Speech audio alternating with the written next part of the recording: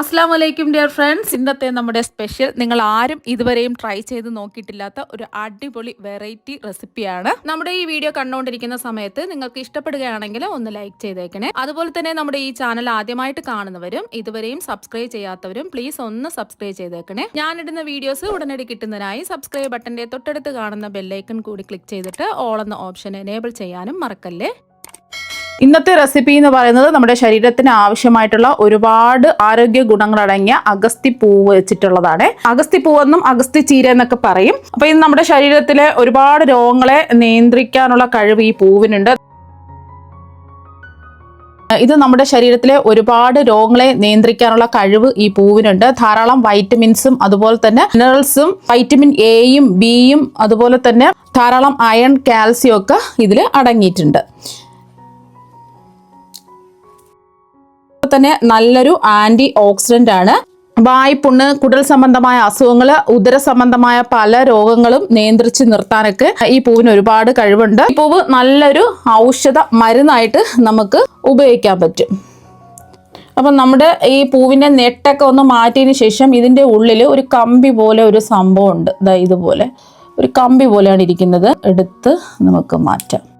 എന്നിട്ട് നമുക്കിത് നല്ലതുപോലെ ഒന്ന് കഴുകി വൃത്തിയാക്കി എടുക്കണം. അപ്പം അഗസ്തിപ്പൂ നല്ലതുപോലെ കഴുകി വൃത്തിയാക്കി എടുത്തിട്ടുണ്ട്. ഞാനിപ്പോ 50 അഗസ്തിപ്പൂവാണ് എടുത്തിട്ടുള്ളത്. ഒരു 250 ഗ്രാമൊക്കെ ഉണ്ടാവുള്ളൂ. ഇനി ഇത് ചെറുതായിട്ടൊന്ന് കട്ട് ചെയ്തെടുക്കാം. ഇപ്പൊ അഗസ്തിപ്പൂവെല്ലാം ഈ ഒരു രീതിക്ക് അരിഞ്ഞെടുത്തിട്ടുണ്ട്. ഒരുപാട് ചെറുതായിട്ടൊന്നും അരിയേണ്ട ആവശ്യമൊന്നുമില്ല. ഇതുപോലെ ഒന്ന് അരിഞ്ഞിട്ടെടുക്കുക. ഇനി ചൂടായി കിടക്കുന്ന ഒരു പാനിലേക്ക് 1 ടീസ്പൂൺ വെളിച്ചെണ്ണ ഒഴിച്ചു കൊടുക്കാം.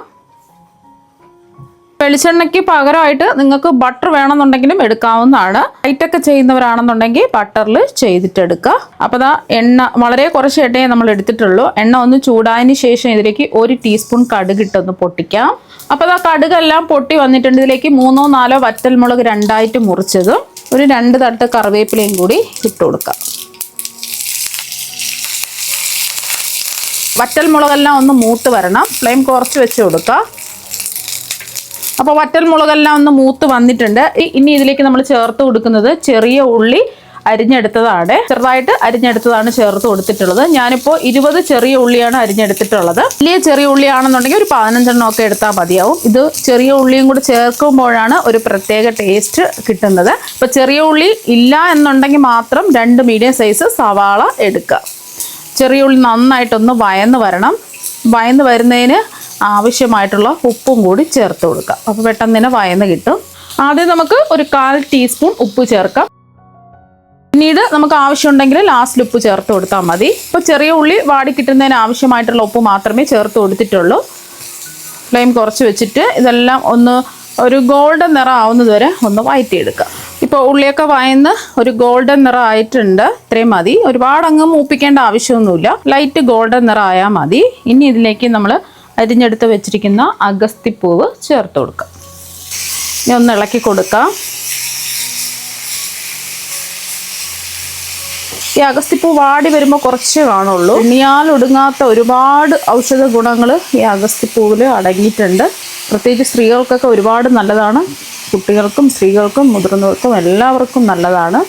ഇതുപോലൊന്ന് നന്നായിട്ടൊന്ന് ഇളക്കി കൊടുത്തതിന് ശേഷം ഇത് നമുക്ക് വാടി വരുമ്പോൾ ഇതിൻ്റെ കളറൊക്കെ കണ്ടില്ലേ മാറി വരുന്നത്. അപ്പോൾ ഒന്ന് ഇളക്കി കൊടുത്തതിന് ശേഷം നമുക്ക് വെള്ളമൊന്നും ഒഴിക്കരുത്. വെള്ളം ഒഴിക്കാതെ തന്നെ ഇതൊന്ന് വേവിച്ചിട്ടെടുക്കാം. ഇടയ്ക്കിടയ്ക്ക് ഒന്ന് ഇളക്കി കൊടുക്കാം. അഗസ്തിപ്പൂ ഒന്ന് വെന്ത് വരണം. പെട്ടെന്ന് തന്നെ വെന്ത് കിട്ടും.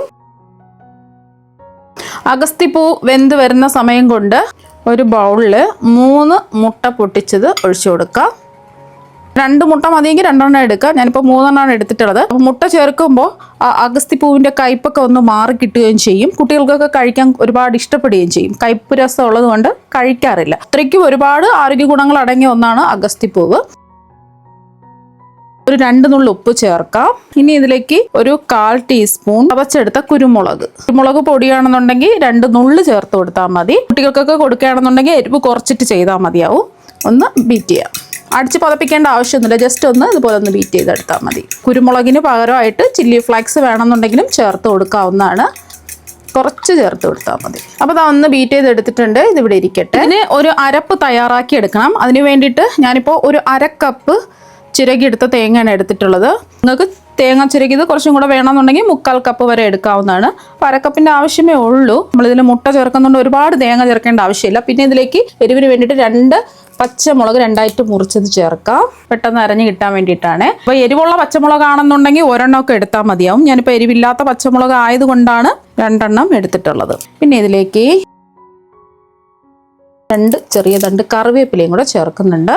ഒരു 6 ഇതുപോലെ ചെറിയ വെളുത്തുള്ളി അല്ലികളാണ് എടുത്തിട്ടുള്ളത്. വലിയ വെളുത്തുള്ളി അല്ലികളൊക്കെ ആണെന്നുണ്ടെങ്കിൽ 1 2 ഒക്കെ എടുത്താൽ മതിയാവും, ഒരുപാടൊന്നും വേണ്ട. ചതയ്ക്കുന്ന സമയത്ത് വെളുത്തുള്ളി ചെറുതായിട്ട് കട്ട് ചെയ്തിട്ട് ചേർത്ത് കൊടുക്കുക. ഇതിപ്പോൾ ചെറിയ വെളുത്തുള്ളി ആയതുകൊണ്ട് കട്ടൊന്നും ചെയ്യുന്നില്ല. പിന്നെ നമ്മളിതിൽ ചെറിയ ജീരകം ഒന്നും ചേർക്കുന്നില്ല. ഇത്രയും നമുക്ക് ഒന്ന് ചതച്ചെടുക്കാം, ഒരുപാടങ്ങ് അരഞ്ഞു പോവരുത്.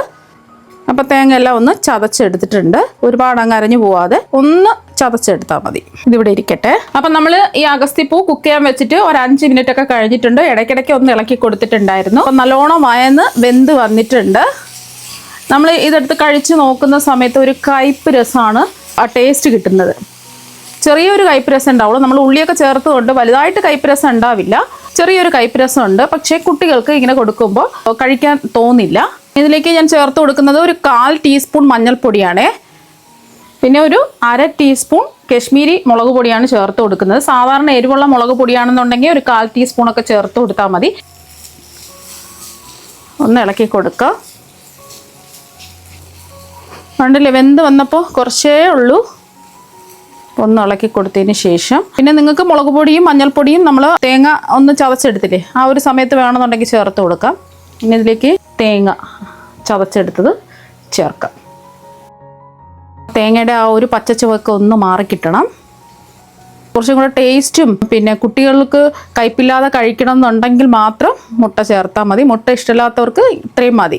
ഇതുപോലെ ഒന്ന് ഇളക്കി കൊടുത്ത് നല്ലോണം ഡ്രൈ ആവുമ്പോൾ എടുക്കാവുന്നതാണ്. ആവശ്യത്തിനുള്ള ഉപ്പും ചേർത്തിട്ട് മുട്ടയും കൂടെ ചേർക്കുമ്പോൾ മുട്ടയുടെ ഗുണങ്ങളും കിട്ടും, അഗസ്തിപ്പൂവിൻ്റെ ഗുണങ്ങളും കിട്ടും. 1-2 മിനിറ്റ് ഇങ്ങനെ പച്ചച്ചുവ മാറുന്നവരെ ഒന്ന് ഇളക്കി കൊടുക്കുക.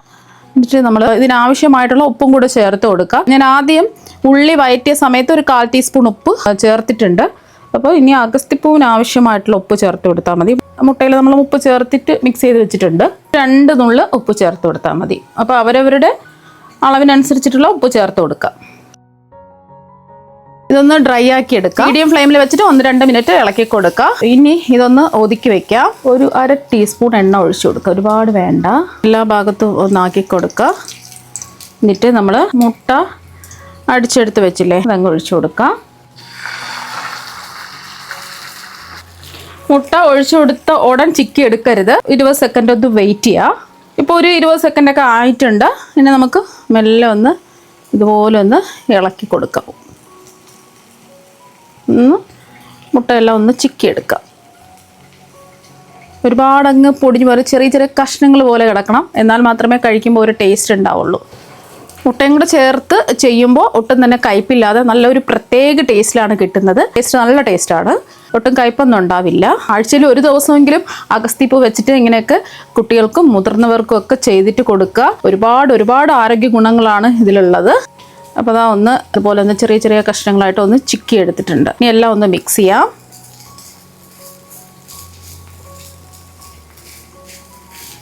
അപ്പോൾ അതാ ഒന്ന് മിക്സ് ചെയ്ത് 1 മിനിറ്റ് ഒന്ന് ഇളക്കി കൊടുത്തിട്ടുണ്ട്. 1-2 മിനിറ്റ് ഇളക്കി കൊടുക്കുക.